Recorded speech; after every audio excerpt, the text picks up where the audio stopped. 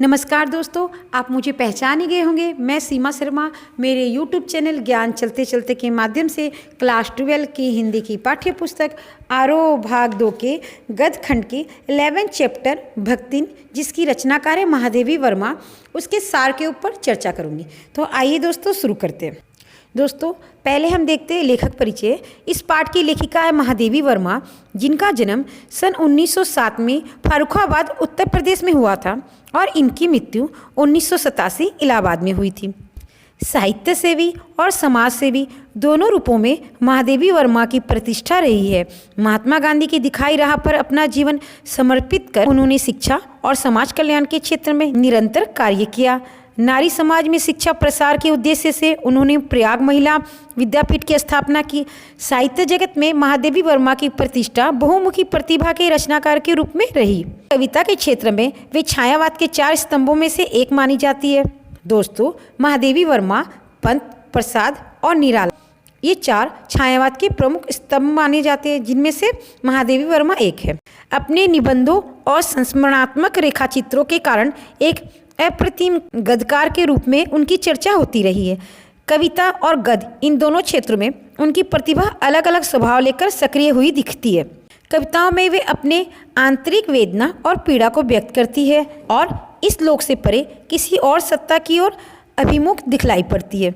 तो अपने गद्य में उनका गहरा सामाजिक सरोकार स्थान पाता है। उनकी श्रृंखला की कड़िया 1942 ईस्वी उस समय की अद्वितीय रचना है। दोस्तों भक्तिन महादेवी जी की प्रसिद्ध रेखाचित्र है, जो स्मृति की रेखाओं में संकलित है।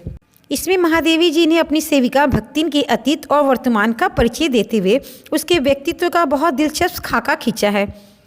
महादेवी के घर में काम शुरू करने से पहले उसने कैसे एक संघर्षशील, स्वाभिमानी और कर्मठ जीवन जिया, कैसे प्रीत सत्तात्मक मान्यताओं और छल छद्म भरे समाज में अपनी और अपनी बेटियों के हक की लड़ाई लड़ती रही है और उसमें हार कर कैसे जिंदगी की राह पूरी तरह बदल लेने के निर्णय तक पहुंची। इसका अत्यंत संवेदनशील चित्रण इस पाठ में हुआ है। इसके अलावा भक्तिन महादेवी जी के जीवन में आकर छा जाने वाली एक ऐसी परिस्थिति के रूप में दिखाई पड़ती है, जिसके कारण लेखिका के व्यक्तित्व के कई अनछुए आयाम घटित होते चलते हैं। इसी कारण अपने व्यक्तित्व के जरूरी अंश मानकर वे भक्तिन को खोना नहीं चाहती। आइए दोस्तों शुरू करते हैं भक्तिन पाठ की व्याख्या। दोस्तों इस पाठ का सार हम आपको 4 भागों में बताएंगे। दोस्तों कहानी की शुरुआत करते हुए लेखिका कहती है कि भक्तिन छोटे कद व दुबले पतले शरीर वाली बहुत ही सादगीपूर्ण जीवन जीने वाली महिला थी, लेकिन लेखिका की सेवा वह कुछ इस तरह से करती थी जैसे पवन पुत्र हनुमान राम जी की किया करते हैं, यानी बिना थके रात दिन उनके लिए काम करती है। लेखिका के पास जब वह पहली बार नौकरी के लिए आई तो उसने अपना नाम लक्ष्मी बताया, लेकिन वह नहीं चाहती थी कि कोई उसे उसके नाम से पुकारे। लक्ष्मी के गले में कंठी माला और उसका स्वभाव देखकर लेखिका ने उसका नाम भक्तिन रख दिया, जिसे सुनकर वह बहुत खुश हो गई। महादेवी वर्मा ने इस कहानी को 4 भागों में बांटा है। दोस्तों तो आइए शुरू करते हैं इस कहानी का पहला भाग। लेखिका ने भक्तिन के जन्म व शादी के बारे में बताया है। वह इलाहाबाद के झूसी गांव के एक गोपालक की इकलौती बेटी थी। 5 वर्ष की आयु में उसका विवाह हंडिया ग्राम के एक संपन्न गोपालक के पुत्र से हुआ, लेकिन छोटी आयु में उसकी मां के मरने के बाद उसकी सौतेली मां ने महज 9 वर्ष की उम्र में उसका गौना कर उसे ससुराल भेज दिया। भक्तिन की शादी के बाद भक्तिन के पिता बीमार रहने लगे और एक दिन उनकी मृत्यु हो गई, लेकिन उसकी मृत्यु का समाचार सौतेली मां ने भक्तिन को नहीं दिया और सास ने भी पिता की मृत्यु का समाचार सीधे तो भक्तिन को नहीं बताया, लेकिन उसे किसी बहाने से भक्तिन को मायके भेज दिया।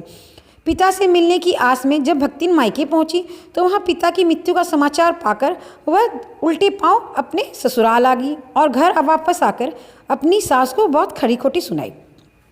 दोस्तों यहाँ से शुरू होता है भक्तिन कहानी का दूसरा पार्ट। पहले हिस्से में भक्तिन के कुंवारीपन के बारे में बताया गया है कि कुंवारी थी, छोटी थी, कैसे उसका विवाह हुआ, और दूसरे हिस्से में उसके शादीशुदा जिंदगी के बारे में बताया गया। भक्तिन ने 3 बेटियों को जन्म दिया, जिसके कारण उसे अपने परिजनों खासकर जेठानी व सास की उपेक्षा को सहन करना पड़ा था, क्योंकि जेठानी के 2 बेटे थे।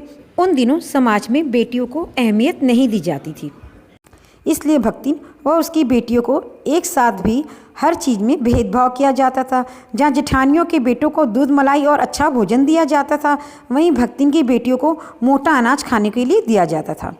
भक्तिन के खिलाफ उसके पति को भी परिवार के सदस्यों द्वारा उकसाया जाता था, लेकिन भक्तिन का पति उसको बहुत प्यार करता था, इसलिए वह उसके बहकावे में नहीं आया। भक्तिन बाग बगीचों, खेत खलियान के साथ साथ जानवरों की भी देखभाल करती थी।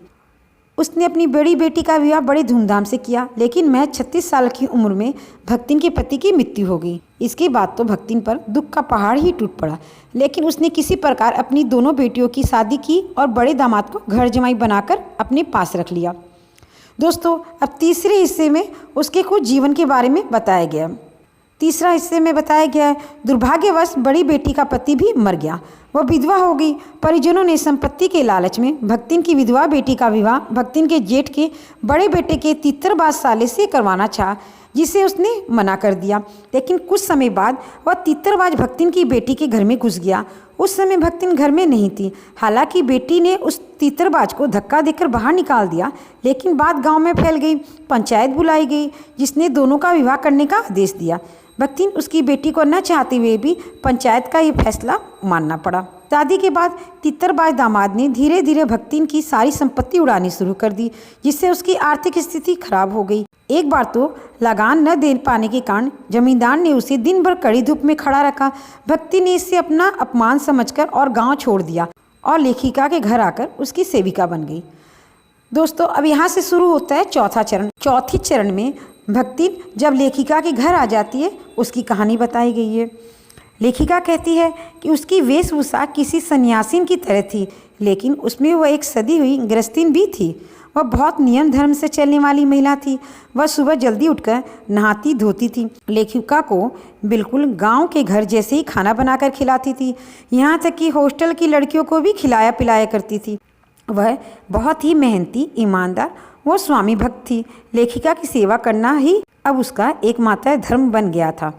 वह एक तरह से लेखिका की छाया बन चुकी थी, लेकिन यहाँ वह पूर्ण रूप से अपनी गांव घर के संस्कारों का पालन करती थी।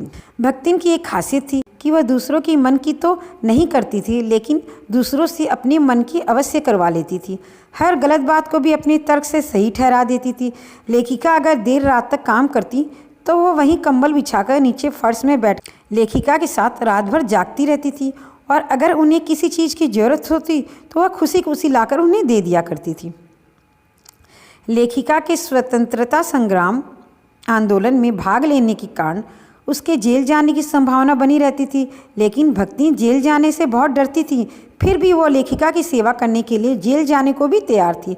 वह कहती थी कि जहाँ मेरी मालकिन रहेगी वहीं मैं भी रहूँगी, फिर चाहे वो काल कोठरी ही क्यों न हो।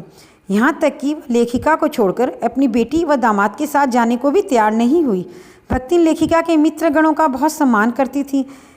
कहानी के अंत में लेखिका भक्तिन और अपने गहरे संबंधों व बेहतरीन तालमेल के बारे में कहती है कि वह ऐसी स्वामी भक्त सेविका को खोना नहीं चाहती थी। अतः दोस्तों, इस पाठ के सार में यह स्पष्ट देखते हैं कि भक्तिन जो थी, यानी कि जो लक्ष्मी थी, जिसको भक्तिन कह के संबोधित किया जाता था, वो एक बहुत ही स्वामी भक्त थी और उन्होंने अपने जीवन में बहुत उतार चढ़ाव देखे। परंतु जीवन के आखिरी पड़ाव में जब वह लेखिका के घर में नौकरी करने लग गई तो अपने आप को पूर्ण रूप से समर्पित कर दी।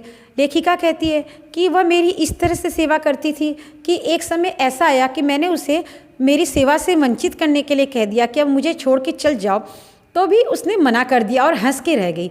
तो बहुत कम ऐसा होता है कि अगर कोई अपनी सेविका को बोल दे भाई मैं नहीं चाहती तुम्हें रखना, तुम छोड़ के चल जाओ, फिर भी वह जाने से इनकार कर दे।